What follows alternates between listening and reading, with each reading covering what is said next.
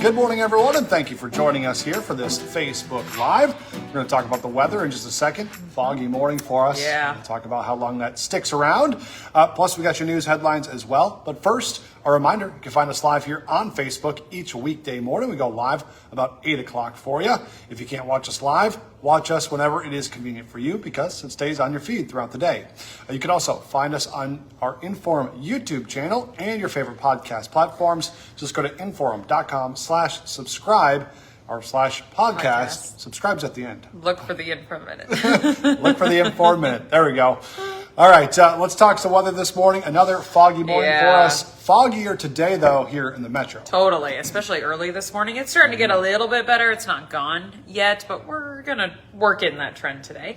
This morning, super soupy. I mean, I took my really normal thick path, and it was even kind of just like, could hardly see where am anything. I? Really threw you off. Disorienting. Yeah.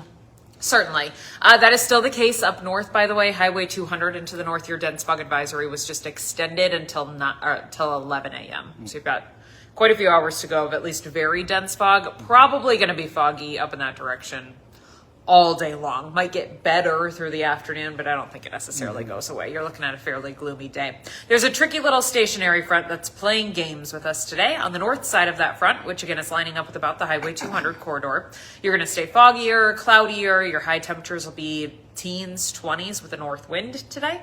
Further to the south, on the south side of that front, our wind is out of the south. We're shaking up the fog as we speak. We'll see a little bit of sunshine. In fact, Wapton is sunny right now. And temperatures will end up in the 40s to the 50s.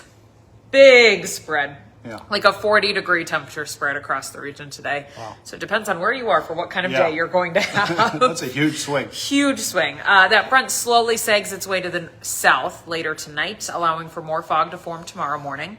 Might not be as terribly dense, but it's probably going to be pretty widespread. I think a lot of folks are going to wake up with some fog to start Thursday. Cloudy sky throughout the day, highs in the 30s to near 40. Overall quiet, little bit on the breezy side out of the southeast. Friday's the day where things really start to change. We'll see moisture, a little low pressure system build in from the south, southwest. Our wind flips around to the north and colder air starts moving in. And so we're having this moisture move in as our temperatures are starting to drop, which of course can make things a little messy. Yeah. I think starts off as some rain or some drizzle, switches over to a period of mix. We'll watch for a window of freezing rain. Okay. Can make things icy. Southeastern North Dakota into west central Minnesota is kind of my target area right now for that. We're more than 48 hours away from that system moving in, so we'll see if that shifts. But I'm going to watch for a period of freezing rain, I think, on Friday. Then a switch over to snow as colder air continues to rush in. Our temperatures drop through Friday afternoon, Friday evening into Friday night. We'll watch for a little light snow. All moves out well before you wake up on Saturday morning. The weekend looks decent. Temperatures back up into the 40s to near 50 in the south. That's nice. 30s to near 40 up north, but does look windy. So if you're planning to do things outside, maybe you still need to take down Christmas lights and you're thinking of being up on a ladder on Saturday when the wind is gusting 30 to 40 miles an hour. Be careful. Might not be super fun. You make that call. We still have a mild day on Monday before another system moves in on Tuesday, watching for rain, maybe some snow, and then temperatures falling. By the mid to late parts of next week, the end of our 10-day forecast, our highs are back down in the teens and 20s regularly. Okay. So we've got a little bit of a pattern change. Winter is not done. Yeah, sticking around. Yeah, we're in kind of that fall spring again for sure right now. Okay, weird split today. Colder up north, much warmer down to the south. Just depends on where you are. All right. Fun stuff. Okay, that's all. All over the board. Thanks for tracking it. The sunshine. See, much better. Fog is dissipating, but it was thick this morning, that's for sure. All right, to your news headlines now. NDSU police are investigating a possible sexual assault in a residence hall. They say it happened overnight, Sunday into Monday. Police said the report indicated the two people involved may have known each other and had exchanged messages. Police did not say if the suspect had been questioned or if an arrest was expected. One of the proposals for a new Fargo Convention Center could be in trouble because of the Bison making the jump to the FBS. There are 4 proposals under consideration. One of them would put a convention center, hotel, and entertainment district next to the Fargo Dome.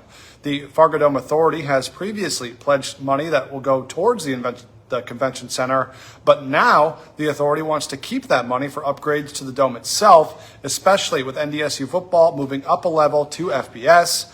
Developers might have to find some new sources of funding or try to get public funding for that version of the convention center to move forward. An Iranian native who's living here in Fargo calls the U.S. and Israel's attack on Iran a humanitarian effort that could save lives.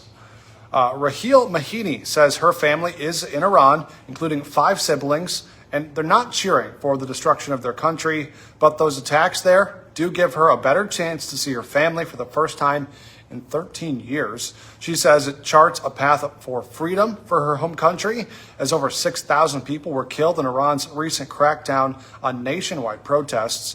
Mahini says she hopes this attack leads to a regime change, which may include the leader of the opposition to the Islamic Republic.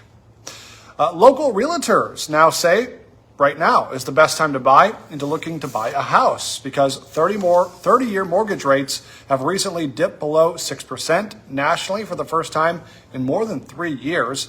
The last time mortgage rates were this low was in the fall of 2022. But buyers should also be aware of the relationship of home prices and mortgage rates in their search. Because of some of those dropping rates, house prices could go up because of a higher demand, more people getting into the market. Now, the new lower mortgage rate comes as lenders like Gate City Bank and Western State Bank have come out with mortgage rate relief programs that can actually drop your rate by as much as 1.5%. It is available for buyers who earn up to 80% of the area's median income. North Dakota State's move to the Mountain West is already generating some excitement. WDAY First News anchor Lisa Badeau landed an exclusive in-person interview in Honolulu with Hawaii head coach Timmy Chang while she's on her holiday vacations trip with WDAY viewers. She sent this back for us. He says that adding the Bison to the conference brings championship tradition and competitiveness to the Mountain West. He says when Fargo fans make the trip, they'll experience something special that he calls the Aloha Spirit. The Bison will play in Hawaii this fall, but the exact date has yet to be set. We, of course, will let you know when the Bison schedule does come out. A lot of people looking forward to that day. Many people are headed to Valley City today for the 89th annual North Dakota Winter Show. The vendor show runs from 9 to 7 today through Saturday. You can find the full schedule online at NorthDakotaWinterShow.com. Today on Hot Mic with Dom Izzo, for the second time in a week, a Moorhead Spud football standout is heading to the Gophers. Wide receiver David Mack joins the show to discuss his commitment to the University of Minnesota. Plus, it was a historic season for both Bison basketball teams, how each were recognized by the Summit League. Hot Mic is live from 9 to 11 on WDAY Extra and Inforum.com. And don't forget, for just 99 cents a month for your first 3 months, get an all-access pass to our website, Inforum.com. Just go to Inforum.com/subscribe to get that deal. And remember, join us for the rest of our newscasts today. Our next one's at 11, then 4, 5, 6, 9, and 10. And we're back with First News tomorrow morning from 5 to 7. So we'd love it if you could join us then. Bye.